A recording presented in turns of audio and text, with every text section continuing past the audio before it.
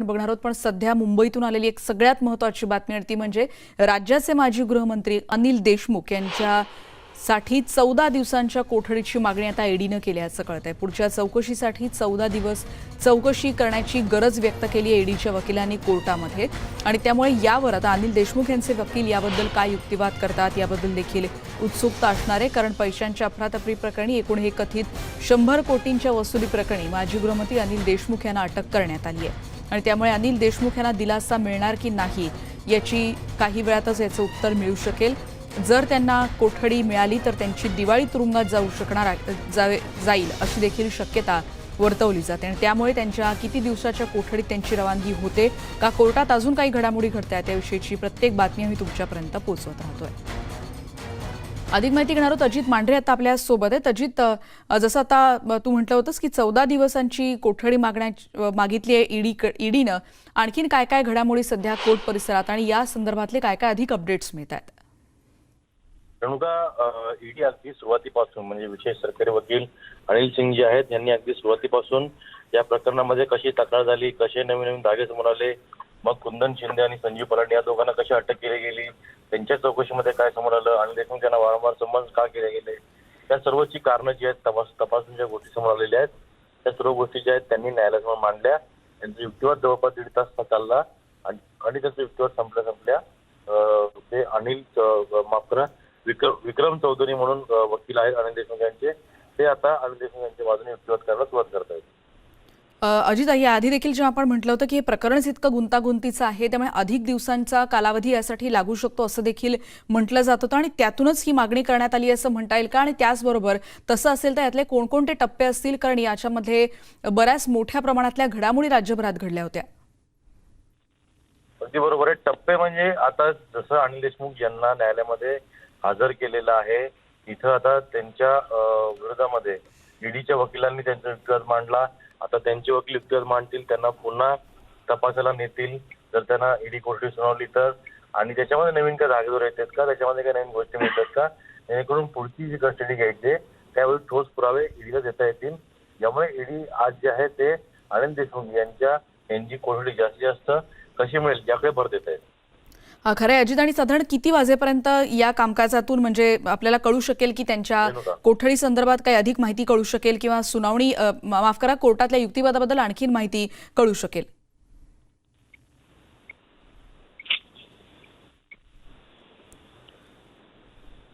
अजितपर्यंत आपला आवाज पोहोचू शकत नाही, पण आत्ताच्या क्षणाची एक महत्त्वाची बातमी, अनिल देशमुख यांना 14 दिवसांची कोठडी दिली जावी अशी मागणी ईडीनं आता कोर्टात केली आणि पुढच्या चौकशीसाठी 14 दिवसांची गरज लागू शकते असं ईडीनं कोर्टात म्हटलेलं आहे आणि असं ईडीच्या वकिलांनी कोर्टात सांगितलंय। पण यापुढे आता अनिल देशमुख यांचे वकील कशा रीतीने युक्तिवाद करतायत, ते कशा रीतीने बाजू मांडतायत यावर आता पुढचा टप्पा महत्त्वाचा आपल्याला कळू शकेल। काही वेळातच याविषयीची अधिक माहिती आपण घेत राहणार आहोत। आणि त्या पुढची बातमी आपण बघणार आहोत देगलूर विधानसभा पोटनिवडणुकीसंदर्भातली, कारण काँग्रेसचे अंतापूरकर यांची निर्णायक आघाडी सध्या पाहायला मिळते। 20व्या फेरी अखेर जितेश अंतापूरकर यांना आघाडी मिळाली असं कळतंय। त्यांच्याकडे 27,763 मतांची आघाडी आहे। 74,821 मतं आतापर्यंत त्यांना मिळालेली आहेत, तर भाजपच्या साबणे यांना 47,058 मतं मिळाली आहेत। नांदेडमध्ये पंढरपूरची पुनरावृत्ती टळणार असल्याचं आता स्पष्ट होताना दिसतंय, कारण अशोक चव्हाण यांची प्रतिष्ठा इथे पणाला लागलेली होती। त्यामुळे काही वेळातच देगलूरमध्ये काय काय घडामोडी होत आहेत हे आता स्पष्ट होणार आहे, कारण असं म्हटलं जातंय की पंढरपूरची पुनरावृत्ती टळणार हे जरी स्पष्ट असलं तरी अंतापूरकर यांना निर्णायक आघाडी मिळाली आणि ते विजयापर्यंत पोहोचू शकतायत का हे देखील बघणं महत्त्वाचं असणार आहे। कारण या पोटनिवडणुकीत राज्याचे माजी मुख्यमंत्री आणि भाजपचे ज्येष्ठ नेते देवेंद्र फडणवीस हे देखील देगलूरला जाऊन तिथे प्रचारात उतरले होते आणि मोठ्या नेत्यांची प्रतिष्ठा इथे पणाला लागली आहे। मुजीब शेख यांच्याकडून अधिक माहिती घेणार आहोत। मुजीब, प्रतिष्ठा पणाला लागली आहे दिग्गजांची, काय होतंय नांदेडमध्ये? बरोबर आहे, खरं तर ही निवडणूक अतिशय अशी प्रतीची होईल असा सर्वांचाच अंदाज होता, मात्र सकाळपासून जेव्हा मतमोजणी सुरू झाली तेव्हा आपण पाहतोय की एकतर्फी ही निवडणूक झालेली आहे. पूर्णपणे भाजपाला मतदारांनी हे केलेलं आहे आणि काँग्रेसला म्हणजे महाविकास आघाडीला साथ दिलेली आपल्याला दिसते. 21 फेरीचा निकाल आता हाती आलेला आहे आणि त्यानुसार जवळपास 28,000हून अधिक मताधिक्य महाविकास आघाडीच्या जितेश अंतापूरकर मिळाले. जवळपास आता त्यांचा विजय निश्चितच मानला जातोय. आता फक्त 9 फेऱ्या बाकी आहे. विशेष म्हणजे या निवडणुकीमध्ये अशोक चव्हाणांची प्रतिष्ठा पणाला लागली होती आणि भाजपाने देखील खूपच जोरदार प्रचार इथे केला होता. अनेक आरोप प्रत्यारोप या निवडणुकी दरम्यान झाले होते. विशेष म्हणजे आता जर आपण याची कारणं जर आपण पाहिली की त्यांना का इतकं जास्त मतदान मिळालं, एक तर रावसाहेब अंतापूरकर जे दिवंगत काँग्रेसचे इथं आमदार होते, कोरोनामुळे त्यांचं निधन झालं आणि त्यांच्या सुपुत्राला काँग्रेसने उमेदवारी दिली. ती सहानुभूती ते अंतापूरकर यांच्यासोबत होतीच. परंतु दुसरा महत्वाचा मुद्दा म्हणजे अशोक चव्हाणांवरती इथं अनेक गंभीर आरोप भाजपच्या नेत्याकडून करण्यात आले होते. त्यांच्यावरती कारवाई करू, त्यांच्यावरती सीडी मार्फत कारवाई करण्याचे संकेत अनेक भाजप नेत्यांनी दिले होते. आणि दुसरं महत्वाचं म्हणजे राजकीय इथला इतिहास पाहता ज्या ज्या वेळेला अशोक चव्हाणांवरती वैयक्तिक हल्ले होतात, वैयक्तिक आरोप होतात, त्या वेळेला नांदेडकरांनी त्यांना साथ दिलेले, त्यांच्याबद्दल नांदेडकरांमध्ये सहानुभूतीचा आहे आणि त्यामुळेच हा परिणाम आहे की काही की ज्या वेळेला भाजपकडनं अशा पद्धतीचे हल्ले झाले आणि कुठेतरी अशोक चव्हाणांना सहानुभूती झाली आणि अटीतटीची होणारी ही निवडणूक एकतर्फी झाली, असं एकंदरीत चित्र आहे. मुजीब, साधारण किती वेळ लागू शकेल अंतिम निर्णय कळेपर्यंत? जसं आपण बघतोय की आतापर्यंत इतक्या फेऱ्या झाल्यात पण अजूनही 9 फेऱ्या बाकी आहेत, बरोबर? हो, 9 फेऱ्या बाकी आहेत. आता 22व्या फेरीचा आता काही मिनिटातच निकाल येईल आणि बाकी म्हणजे 8 आहेत. तर जवळपास अर्धा ते पाऊण तासामध्ये चित्र स्पष्ट होईल. बरोबर. मुजीब, असं देखील म्हटलं जात होतं की पंढरपूर पॅटर्नची पुन्हा इथे आवृत्ती पाहायला मिळेल का, म्हणजे पुनरावृत्ती होईल का असं म्हटलं जात होतं. पण आता जर निर्णायक आघाडी असेल तर तसं होताना दिसत नाही. बरोबर आहे. भाजपनं मुळात तशीच तयारी केली होती, तशीच रणनीती भाजपनं आखली होती. संपूर्ण भाजपचे मोठे जे नेते आहेत ते प्रचाराला आले होते. केंद्रीय मंत्र्यांना देखील त्यांनी प्रचाराला आणलं होतं. जातीनिहाय जे नेते आहेत त्यांना त्या त्या विभागामध्ये प्रचार, त्या त्या गावामध्ये ज्या समाजाची संख्याबळ जास्त आहे त्याच्यामध्ये त्या नेत्यांना पाठवून प्रचार भाजपने केला होता आणि कुठल्याही परिस्थितीमध्ये त्यांना भाजपला ही जागा जिंकायची होती. भाजपला राज्यामध्ये हा संदेश द्यायचा होता की पंढरपूरची ही पुनरावृत्ती आहे, म्हणजे अर्थातच महाविकास आघाडी जरी असली तरी या 3 पक्षाचं सरकार लोकांना नको आणि म्हणून लोक जे आहेत राज्यातले ते भाजपला कल देतात, अशी भाजपची एकंदरीत रणनीती होती. परंतु कुठेतरी अशोक चव्हाणांनी त्यांची ही रणनीती भेदली. अशोक चव्हाणांनी प्रचंड अशी मेहनत या मतदारसंघामध्ये घेतली. जवळपास 12 दिवसांमध्ये 70हून अधिक सभा अशोक चव्हाणांनी घेतल्या आणि त्यामुळेच हा विजय म्हणजे अशोक चव्हाणांच्या बालेकिल्ल्याला हादरा देण्याचा प्रयत्न भाजपकडून झाला. मात्र अशोक चव्हाणांना आपला बालेकिल्ला कायम राखण्यात यश आलेलं आहे. मुजीब, आणि अगदी शेवटचा प्रश्न, कारण साबळेंची देखील आधी प्रतिक्रिया व्यक्त त्यांनी केली होती, तेव्हा त्यांनी दुःख व्यक्त केलं होतं आधीच्या पक्षाबद्दल. त्यांनी एकीकडे जरी मोठा मतदान त्यांना देखील मिळालेलं आहे, कशामुळे ते डावलले गेले किंवा नाकारले गेले असं म्हणता येईल? अनेक कारणं त्याच्यामध्ये. सुरुवातीला जसं मी सांगितलं की जितेश अंतापूरकर यांना सहानुभूती होती. अशोक चव्हाणांनी खूप प्रचंड अशी मेहनत इथं घेतली होती. अशोक चव्हाणांवरती जे वैयक्तिक आरोप झाले तिथं कुठेतरी यांचा फायदा झाला आणि दुसरं म्हणजे शिवसेना त्यांनी सोडली, ज्याची कुठेतरी शिवसैनिकांमध्ये नाराजी होती. एकंदरीत ह्या सगळ्यांचा हे जो काय आहे परिणाम आपल्याला या मतदानातून दिसून आलेला आहे. अगदी धन्यवाद मुजीब या सगळ्या सविस्तर माहितीबद्दल. मुजीब आपल्याला कदाचित पुढच्या बुलेटिनमध्ये याविषयीची अधिक माहिती अशासाठी सांगू शकेल, कारण अजून 9 फेऱ्या बाकी आहेत आणि तोपर्यंत अंतापूरकर यांना आता निर्णायक आघाडी मिळालेली आहे आणि त्यांची प्रतिष्ठा पणाला लागलेली आहे. पण त्याचबरोबर काँग्रेसचे दिग्गज नेते अशोक चव्हाण यांची प्रतिष्ठा तिथे पणाला लागलेली आहे. बघूयात 9 फेऱ्यानंतर नेमकं काय होतंय. सुभाष सामणे विरुद्ध अंतापूरकर अशी ही लढत आहे.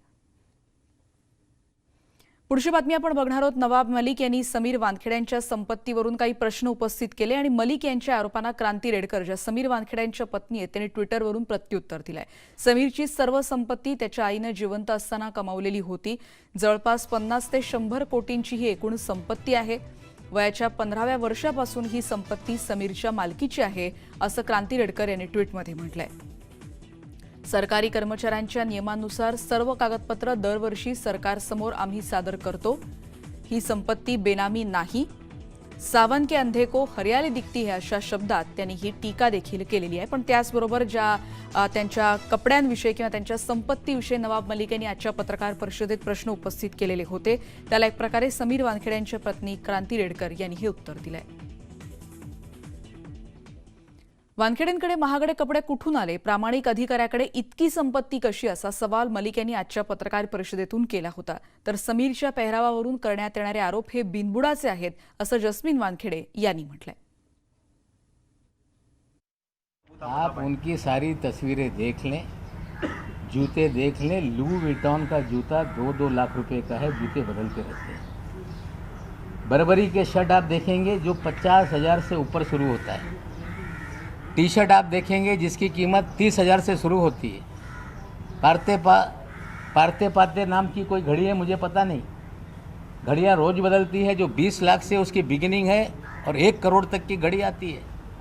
ईमानदार अफसर का ये पहरावा, ईमानदार अफसर का ये रहन सहन, हम कामना करते हैं कि इतना जो रहन सहन है ईमानदार अफसर का, ये पूरे देश के ईमानदार लोगों का हो जाए, हम कामना करते हैं। ईमानदारी का पैमाना ये है तो हमें लगता है कि ये कोई नया पैमाना इस देश में शुरू हुआ है। बेचारा 2 साल में एक बार एक लिस्ट बनाता है जहां पर उसको कपड़े लेने होते हैं, जो भी he writes it down whatever he wants to buy, वो लिखते हैं जो उनको चाहिए, वो लिखते हैं और वो 2 साल में एक बार शॉपिंग करते हैं और वही वो चीज़ 2 साल कपड़े चलाते हैं वो। और अगर उससे ज़्यादा चल जाए तो 10-10 पुराने शर्ट्स और पैंट्स और जीन्स है उनके पास। तो आप मतलब उनको क्या चीज़ को, और जो बातें कर रहे हैं वो आधी मेरी मम्मी की दी हुई गिफ्ट है उनको। तो इतने नीचे स्तर पर आके हमको पूछा आपको कि आपके दामाद है जो इतनी बड़ी बड़ी गाड़ियों में घूमते हैं, वो कहाँ से पैसे आए आपके पास? आप तो एक प्रवक्ता हो, आपके पास कहाँ से पैसे आए? दरम्यान जस्मिन वानखेडे यांची भूमिका ड्रग प्रकरणात वादग्रस्त ठरली आणि व्हॉट्सअप चॅटनं पर्दाफाश होईल असा दावा आज नवाब मलिक यांनी केला। तर मलिक यांनी नायजेरियन आणि पाकिस्तानी लोकांचे एजंट होण्यापेक्षा लोकहिताचं काम करावं असा सल्ला जस्मिन वानखेडेंनी दिला। जब लेडी डॉन का उल्लेख किया तो कहा गया कि हमारा भाई एक ईमानदार अफसर है, हम उसके कामकाज में ध्यान नहीं देते। मैं आपको एक व्हाट्सएप चैट अभी शेयर करता हूँ जिसमें एजुकेट जैस्मिन वानखेड़े एक जो ड्रग के मामले में कोई गिरफ्तारी हुई होगी उस केस से रिलेटेड वो व्यक्ति जैस्मिन वानखेड़े को मैडम एड्रेस भेजो करके कह रहा है। जैस्मिन वानखेड़े अपना विजिटिंग कार्ड लोकल लोकेशन उसको शेयर कर रही हैं। दूसरा स्क्रीनशॉट में वो उससे बात कर रही हैं कि क्या चल रहा है, पिटाई हो रही होगी। अगर एक अपराइट अफसर, उसकी बहन वकील है, तो किस तरह से जिन्हें एक्यूज बनाया जाता है उससे संवाद करती है। देखिए हमारे पास तो पैसे नहीं है कि रोज हम पीआर करें, कि रोज हम बुलाएं प्रेस को, रोज हम इतनी सारी पीछे के पीछे किसी की व्हाट्सएप चैट दिया किसने है, पहले वो बताइए मुझे। ये लाया कहाँ से? इन्होंने कितनी कोशिश की होगी रात भर कि किसी बहन की व्हाट्सएप चैट कहाँ है, कौन क्या करता है, एक्स वाइफ कौन है, एक्स हस्बैंड कौन है। ये सब ढूंढना आसान काम नहीं है, बहुत पैसे चाहिए इसके लिए, और यही कर रहे हैं वो पूरे दिन बैठ के। अब पोस्ट उनकी जो बैठी है वो उनके पोस्ट पे काम कौन करेगा, मुझे तो समझ में नहीं आता है। पुढची बातमी आपण बघणार आहोत। या संदर्भातली नवाब मलिक यांनी अंडरवर्ल्डशी कनेक्शनचे आरोप आज फेटाळले आणि माझा अंडरवर्ल्डशी संबंध असल्याचं माहीत होतं तर तुम्ही एक जबाबदार व्यक्ती म्हणून लगेच तक्रार करायला हवी होती, तेव्हा तुम्ही गृहमंत्री होतात, मग कारवाई का केली नाही असा उलट सवाल आज मलिक यांनी देवेंद्र फडणवीसांना विचारलाय। हॉटेलमध्ये तेव्हा वेगवेगळ्या पार्ट्या व्हायच्या, ज्या पार्ट्यांचं आयोजन कोण करत होतं, कारण 15 कोटींच्या पार्ट्यांची तुम्हाला माहिती नव्हती का असा सवाल देखील मलिक यांनी यावेळी उपस्थित केलेला आहे। यावेळी बोलताना त्यांनी वानखेडेंवर केलेल्या आरोपांवर आपण ठाम असल्याचं म्हटलंय।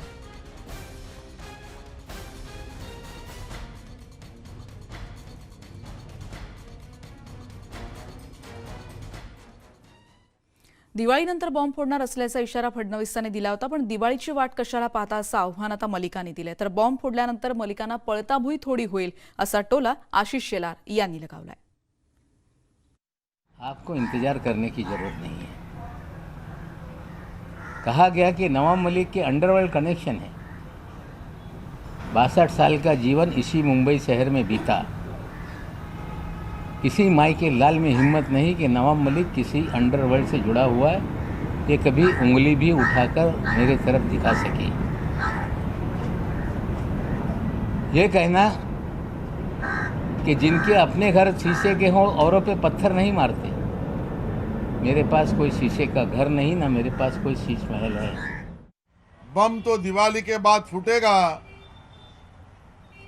जो बम फूटा ही नहीं उसके पहले उसके आवाज से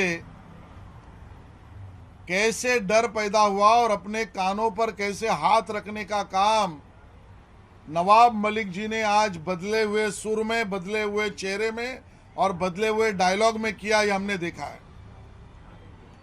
फिर भी हम कहना चाहते हैं, बम तो फूटेगा ही, और इसमें जो इंटरनेशनल हो, ये क्रिमिनल्स की लिंक भी देवेंद्र जी दिवाली के बाद उजागर करेंगे। मलिक यांनी लवंगी फटाका लावला तर मी दिवाळीनंतर बॉम्ब फोडेन असा इशारा विरोधी पक्षनेते देवेंद्र फडणवीस यांनी दिला होता आणि त्यावर आज मुख्यमंत्री काय म्हणाले तेही ऐकूयात। नवाब मलिक यांनी दिवाळीच्या दिवशी लवंगी फटाका लावलाय। आता नवाब मलिक यांनी लक्षात ठेवावं, दिवाळी झाल्यानंतर बॉम्ब मी फोडेन। याचं कारण असं आहे की मी काचेच्या घरात राहत नाही। ज्यांचे संबंध अंडरवर्ल्डशी आहेत अशा लोकांनी माझ्याशी बोलू नये आणि ड्रग्ज संदर्भातही बोलू नये। त्यामुळे दिवाळी संपण्याची वाट बघा। आता त्यांनी सुरुवात केली आहे, त्यामुळे आता याला अंतापर्यंत तर न्यावंच लागेल। दिवाळी तशी सुरू झालेलीच आहे। काही काही जण म्हणतात फटाके फुटणार आहेत, बॉम्ब फुटणार आहेत। ठीक आहे, आवाज येऊ द्या, पण धूर काढू नका। नाही, धूर काढू नका एवढ्यासाठी, कारण अजूनही करोना तसा गेलेला नाहीये, म्हणून मी म्हटलं। आणि येत्या काळामध्ये देवेंद्र फडणवीस जो न्यूक्लिअर बॉम्ब फोडतील तो महाराष्ट्र बघेल असा टोला देखील नितेश राणे यांनी नवाब मलिक यांना लगावलाय। बघूयात ते काय म्हणाले। की देवेंद्र फडणवीस साहेबांवर जे त्यांनी टीका केली आहे त्याचं उत्तर फडणवीस साहेब हे दिवाळीनंतर काय न्यूक्लिअर बॉम्ब फोडतात हा उभा महाराष्ट्र बघेल। कारण का आज जे काय ईडीची जी काय अनिल देशमुखांवर कारवाई झालेली आहे ती देवेंद्र फडणवीसांचं खरं म्हटलं तर अभिनंदन करायला पाहिजे ह्या निमित्ताने। कारण का फडणवीस साहेबांनी जो सचिन वाजे जो विषय तेव्हा विधिमंडळात उचलला त्याच्यामुळे आज एवढं मोठं प्रकरण बाहेर आलेलं आहे।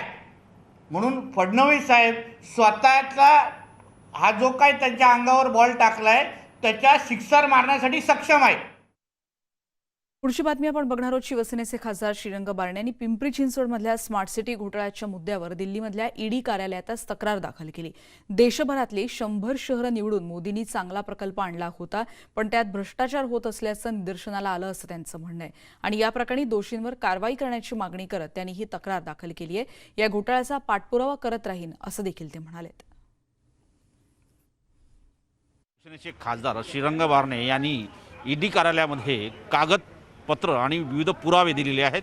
आता त्यांना वाट आहे चौकशीची। आज ते दिल्लीत भेटायला आले होते, काय त्यांनी कागदपत्र दिले आहे हे त्यांच्याकडून जाणून घ्या। सर, आपलं स्वागत आहे न्यूज 18 लोकमतमध्ये। तर आपण आज ईडी कार्यालयात दिल्लीत आलेला आहात। भारतीय जनता पक्ष ईडीच्या वतीने विविध खुलासे करताय, त्यांच्या धाडी चढताय, शिवसेनेच्या खासदारांवरती धाडी चढताय। अशा वेळेस तुम्ही दिल्लीत ईडी कार्यालयात आलेला, हे पहा, स्मार्ट सिटी योजना हा प्रधानमंत्रीजीचा ग्रीन प्रोजेक्ट आहे आणि प्रधानमंत्रींनी देशभरातल्या 100 स्मार्ट सिटी करण्याची घोषणा केल्यानंतर त्याच्यामध्ये भ्रष्टाचार होऊ नये ही त्यांची इच्छा आहे। परंतु पिंपरी चिंचवड महानगरपालिकेमध्ये भारतीय जनता पक्षाची सत्ता आहे आणि मी 2020 पासून जवळपास 2 वर्ष सातत्याने याचा पाठपुरावा करतोय। मला केंद्र सरकारच्या माध्यमातून कुठल्याही प्रकारचं समाधानकारक उत्तर मिळालं नाही।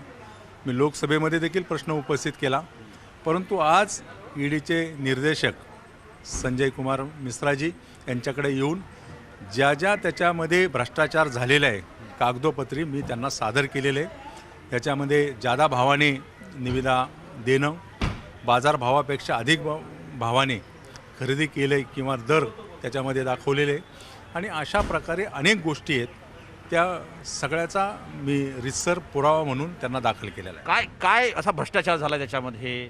कारण की देशातील 100 शहरं जसं आपण म्हणताय, ज्यात आपलं एक शहर आहे पिंपरी चिंचवड, असा कुठला भ्रष्टाचार ज्याचे पुरावे तुमच्याकडे आहे? हे पहा, वायफायची योजना केलेली आज जर आपण पाहिलं तो मोबाईलच्या अनेक कंपन्या हे तुम्हाला वायफाय पुरवतात। तुम्ही खाजगी वायफाय घेण्याची आवश्यकता नाही, तरी देखील शहरभर वायफाय टाकण्याचं काम त्याच्यामध्ये केलं गेलं आणि हे चुकीचं काम आहे। याच पद्धतीने मोठे रस्ते होते ते अरुंद करून फुटपाथ वाढवणं अनावश्यक कामं, जी कामं गरजेची नसताना देखील ती कामं काढली गेली. ज्या भागामध्ये महापालिकेने सुविधा प्राप्त केलेल्या आहे, चांगले रस्ते दिलेत, चांगले गार्डन दिलेत, चांगल्या सुविधा दिल्यात, परंतु त्या ठिकाणी आणखी कामं काढून तीच कामं त्याच ठेकेदाराला देऊन याच्यामध्ये मोठ्या प्रमाणावरती भ्रष्टाचार करण्याचं काम ही सगळी मंडळी करतात. नाही, एकीकडे ज्या पद्धतीनं पाहायला मिळतं आहे, आपण तर ईडी कार्यालयात आलेला आहात. किरीट सोमय्या जे आहे भारतीय जनता पक्षाचे, जे ईडी कार्यालयाचे विविध खुलासे करतात, नेहमी भेटी घेतात, त्यांनी दिलेल्या कागदपत्रावर कारवाई होताना बघतोय, आम्ही बघितलेलं आहे. तुम्ही कारवाई त्यांनी काय आश्वासन दिलं किंवा कारवाई करू म्हणून आपण या संदर्भात मी सर्व पत्र त्यांना मी दाखल केलेली. नवी दिल्लीहून व्हिडिओ जर्नलिस्ट राजन सक्सेनासह प्रशांत रामदास, न्यूज 18 लोकमत. आता बातमी आहे नाशिकची. नाशिकच्या दौऱ्यावर असलेल्या भाजप नेत्या पंकजा मुंडे यांनी आज पालिकेनं नव्यानं सुरू केलेल्या शहर बसमधून प्रवास केला. पंकजा मुंडे यांनी तिकीट काढून सातपूर ते CBS या मार्गावर बसमधून प्रवास केलाय. नाशिककरांचा या बस सेवेला चांगला प्रतिसादही मिळतो आहे. या बस सेवेला नुकताच एक्सलन्स इन अर्बन ट्रान्सपोर्ट या पुरस्कारानं सन्मानितही करण्यात आलंय. त्यांच्याशी बातचीत केली आमचे प्रतिनिधी लक्ष्मण खाटोळ यांनी. नाशिक महानगरपालिकेच्या शहर बस सेवेतून आज पंकजा मुंडे यांनी प्रवास केलेला आहे. आपल्यासोबत भाजप नेत्या पंकजा मुंडे आहे. ताई, आज आपण महापालिकेच्या बसमधून प्रवास करताय, आपण तिकीट देखील काढलंय, काय नेमकी संदेश द्यायचा आपल्याला? मी 10 रुपयाचं तिकीट काढलेलं आहे आणि महापालिकेच्या बस सुविधेला देशात चांगलं एक सुविधा म्हणून, एक चांगलं कॉन्सेप्ट म्हणून प्राईज मिळालेला आहे. त्याचा अनुभव घ्यायचा म्हणून मी आज आलेली आहे. पूर्ण माझ्यावर सगळे आमदार, सगळे माझे नेते सोबत आहेत आणि मला हा अनुभव खूप म्हणजे उत्साहवर्धक वाटतोय. कारण अशा प्रकारची पब्लिक ट्रान्सपोर्ट जर आपण देशभरात सगळीकडे उपलब्ध करून देऊ शकलो तर मला वाटतं ट्रॅफिकचा परिणाम चांगला होईल आणि लोकांना सुंदर सुविधा आपण देऊ शकू. मला याचं कौतुक करायचं आहे. आपण कालही आपल्या भाषणात नाशिक महानगरपालिकेने केलेल्या वेगवेगळ्या विकास कामांचं कौतुक केलं. विशेषतः बसबद्दल काय वाटतं? ही जी बस आहे याच्यातून काय फायदा नाशिककरांना होणार आहे? ही ग्रीन कॉन्सेप्ट आहे, याच्यामधनं प्रदूषण होणार नाही. याच्यामध्ये चांगल्या लोकांना, कधी कधी पब्लिक ट्रान्सपोर्टविषयी लोकांच्या मनामध्ये असं असतं की स्वच्छता नाही, व्यवस्था नाही. ते व्यवस्था, स्वच्छता सगळं दिसतंय. त्यामुळे इथे प्रवास करणाऱ्यांची जर बसमध्ये येण्याची संख्या वाढली तर ट्रॅफिक आणि बाकीच्या गोष्टींवर चांगला परिणाम होईल. ताई, खरं तर राज्यामध्ये इकडे एवढं मोठं राजकारण पेटलेलं आहे, आरोप प्रत्यारोप चालू आहे. हे सगळं सुरू असताना आपण मात्र पक्षाचं काम करताय, पार्टीच्या प्रसाराचं काम करताय आणि आजही बसमधून प्रवास करून आपण महापालिकेच्या निवडणुकीचा बिगुल वाजवला. हो, माझं असं मत आहे की कामानी लोकांपर्यंत पोहोचणं हे सगळ्यात महत्त्वाचं आहे. त्यामुळे मी ज्या विचारांवर माझा विश्वास आहे त्या विचारांनी राजकारण करतो. आपण बघतो, ह्या होत्या भाजप नेत्या पंकजा मुंडे यांनी आज नाशिकमध्ये प्रवास केलेला आहे. एसटी जी महापालिकेने बस सेवा सुरू केलेली आहे आणि या बस सेवेचा त्यांनी आज आनंद घेतलेला आहे आणि भाजपच्या वतीनं नाशिक महापालिकेच्या ज्या आगामी निवडणुका येऊ घातलेल्या आहे त्याच्या प्रचाराचा एक प्रकारे हा शुभारंभ त्यांनी या ठिकाणी केला आहे. व्हिडिओ जर्नलिस्ट हेमंत बागुलसह लक्ष्मण घाटोळ, न्यूज 18 लोकमत, नाशिक. आणि यानंतर आपण बघणार आहोत सॅनिटायझर हानिकारक ठरू शकतात का किंवा लसी तुमच्या DNA मध्ये बदल करतात का, लसीकरण झाल्यानंतर तुम्हाला कोरोनाची लागण होऊ शकते का, असे अनेक प्रश्न तुमच्या मनातही उपस्थित होऊ शकतील. पण नेटवर्क 18 आणि फेडरल बँकेच्या कोविड-19 विरुद्ध देशव्यापी लसजागृती मोहिमेचा एक भाग म्हणून Sanjeevani short of life Sanjeevani WhatsApp helpline सुरू करण्यात आली आहे. त्यासाठी तुम्हाला केवळ 7977773753 या क्रमांकावर तुमचे प्रश्न व्हॉट्सअप करायचे आणि इथे तुम्हाला तुमची उत्तरं मिळू शकतील. ही माहिती क्रॉस चेक केलेली असणार आहे. तर वाट न पाहता कोरोना संदर्भातले तुमचे प्रश्न व्हॉट्सअप करा आणि या क्रमांकावर त्याची निश्चित उत्तरं मिळतील. या सगळ्याचा आढावा घेतल्यानंतर बुलेटिनमध्ये इथेच थांबतोय. जाताना महत्त्वाचं आवाहन, नाक आणि तोंड पूर्णपणे कव्हर होईल अशा रीतीनं मास्कचा वापर करा जेणेकरून तुम्ही सुरक्षित राहू शकाल. बातम्यांच्या अपडेट्ससाठी फेसबुक, ट्विटर आणि यूट्यूबमध्ये देखील आम्हाला फॉलो करत राहा, सबस्क्राईब करा. पहा फक्त न्यूज 18 लोकमत.